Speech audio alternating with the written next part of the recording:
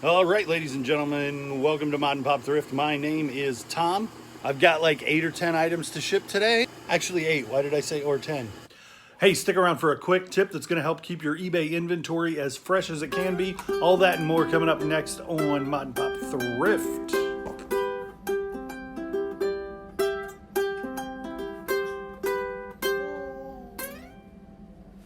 Well, that's pretty funny. I said 8 or 10, and then I took a break for a second, sold 2 items. So it was 8 and now it's 10. Let's do some what sold.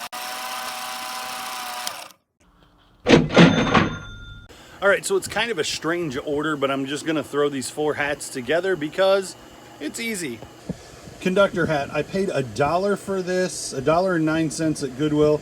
I was on the fence about buying it. It sold for $11.99 free shipping. No home runs, but it's a decent sale. This one sold for $7.99 plus shipping, but it's not in great shape, and I paid $1 for it.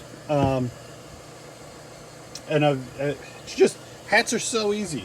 This is brand new, and I want to say maybe I paid $1.99 for it. I just bought it the other day, and it sold for $16.99 free shipping. And this hat's probably the neatest of the hats. It's an old trucker hat. The foam's in good shape. The snap's in good shape. It's made in the U.S.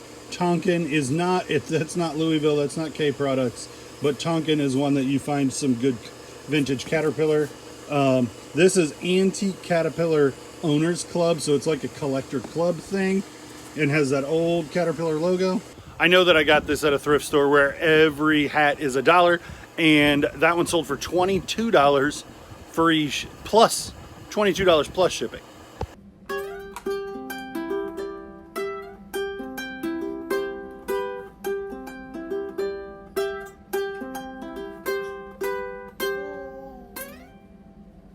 Let's talk about this real quick. Maybe you don't know keyword on this. This pinstriping that reminds you of a conductor is called hickory, and you will find bib overalls and jeans and even some shirts that are this same pattern, and hickory is the term for this pinstriped denim. Boom, hats. You may remember back in the day when I found, I want to say it was last fall, I found a bunch of CB stuff at an estate sale. I paid almost nothing for it. It sold for a fortune really quick. But in that sale, I also found some owl blow molds that sold really quick, and I've done pretty well with other owls and armadillos since then. Well, with those first owls that were loose, not on a set of strings, I also got these, and I made money on the owls a long time ago. I only paid $2 for them. I sold, I think it was 2 owls that were blow molds like this for tiki lights, and they each sold for 15 bucks. This one, these fish, this red one's in bad shape. It's like faded all to death, and the fish just aren't as desirable for whatever reason. I like fish as well as owls, but evidently people don't like them. This one, I lotted these all together, and they sold for $14.99 free shipping. These microphones I got in that big Goodwill haul the other day. They came with the drum pedal that sold the next day. I put all of this Guitar Hero Rock Band stuff cheap so that it would sell quick. These went for $19.99 free shipping, and I'll put some bubble wrap in there and we'll call that done. This 14-inch plate is by an artist called Peter Max, obviously. He does pop art stuff, and you would recognize, seeing this, his stuff is immediately recognizable. This is just a dark blue enamel plate. There's a lot of posters. There's a particularly famous poster of Bob Dylan that Peter Max did, and then he did the Yellow Submarine cartoons and stuff. So 60s pop art Peter Max is something to look out for. So when I found this plate at a thrift store for $3, I was like, that's gonna have a following. I listed it for $80, just kind of a shot in the dark, and it didn't get very many views. It didn't get any watchers. It came up on the top of my list on the items ending soonest.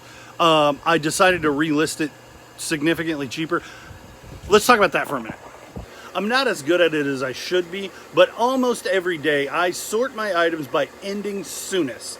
And when I come up with something that I think should have sold by now, or like now that I'm looking at it and I haven't seen it in 30 days, maybe I reevaluate my idea about it. So this plate was one of those things. It's a collector plate with a big name artist on it. But when it came up, and it was really underperforming. It had like 30 views and 0 watchers in probably 2 months of being listed. So I was like, well, let me rerun the comps. Let me see what the deal is. And I had it listed at 80 free shipping, and the comps seemed to be more like 50 plus shipping. So I ended the listing, and I didn't click relist. I clicked sell similar, because that puts it into the algorithm as a brand new item rather than a relisted item. And so I listed it for this amount of money right here. I don't remember, $44.99 is my guess. But it sold in a couple of days, which means that there were buyers for it, people interested in it, but I was so overpriced that it wasn't worth clicking on.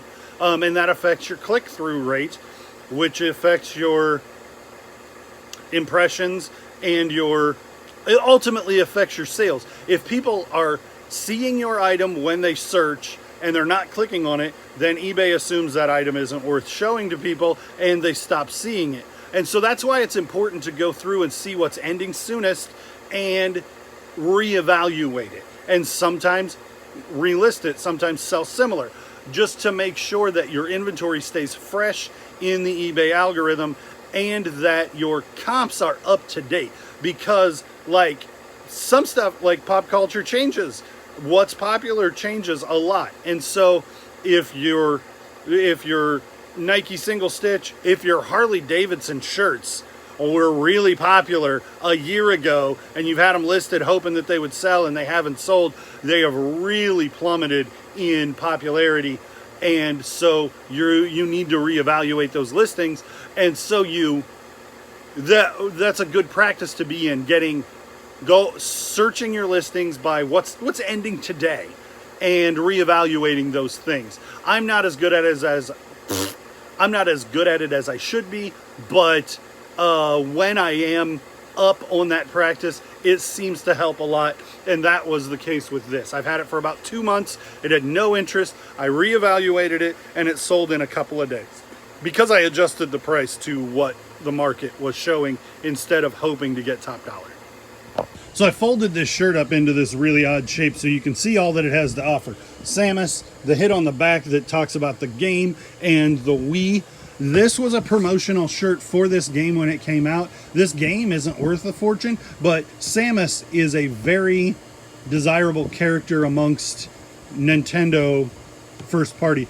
She's not Mario, she's not Kirby, she's not Zelda, but she is a fantastic character that has a heavy following, and Metroid is a series that has a heavy following. And so I knew this shirt would be collectible because it's video game related, it's promotional, and it's a vintage t-shirt. Vintage, it's probably from 2005.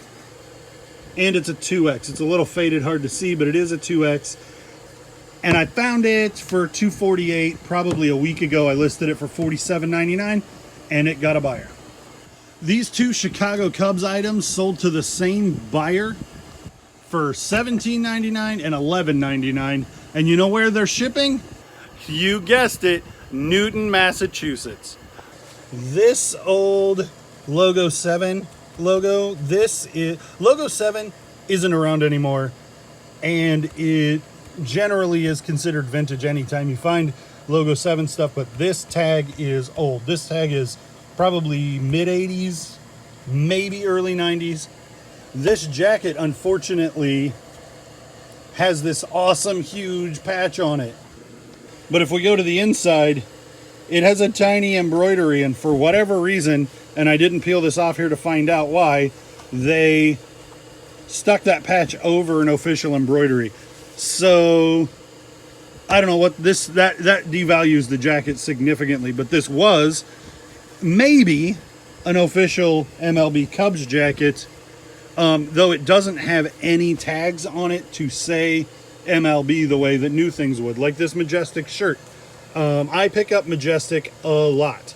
And this medium shirt, but it'll say MLB. It doesn't just say Chicago Cubs.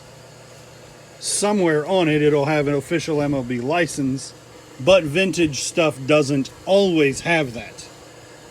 So I'm going to lot these two together and put them in a priority bag, though they may work in just a poly mailer.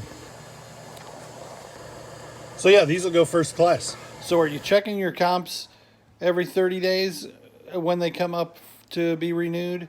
I have found some typos and stuff in my listings that way. So I would highly recommend just go look at the ones that are ending today every day. There is a tab to look at what ends today in the Seller Hub if you're used to using your computer, and on the app you just sort them by ending soonest, and anything that's ending today, the time remaining is in red.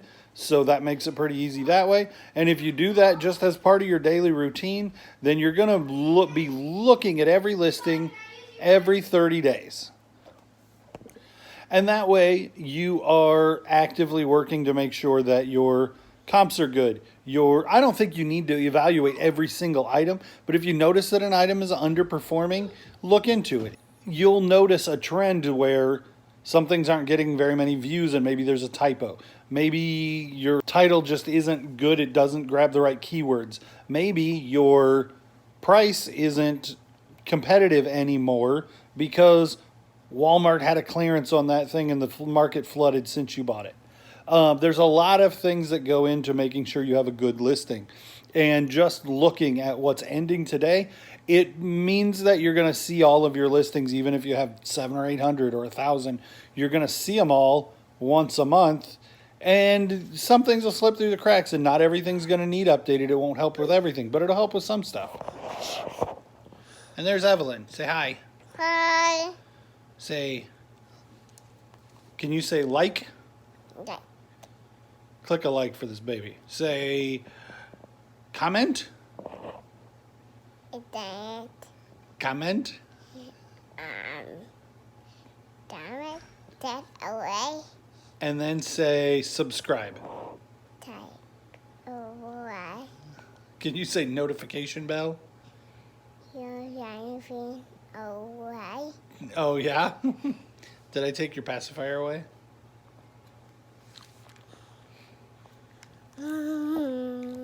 Say bye. Bye.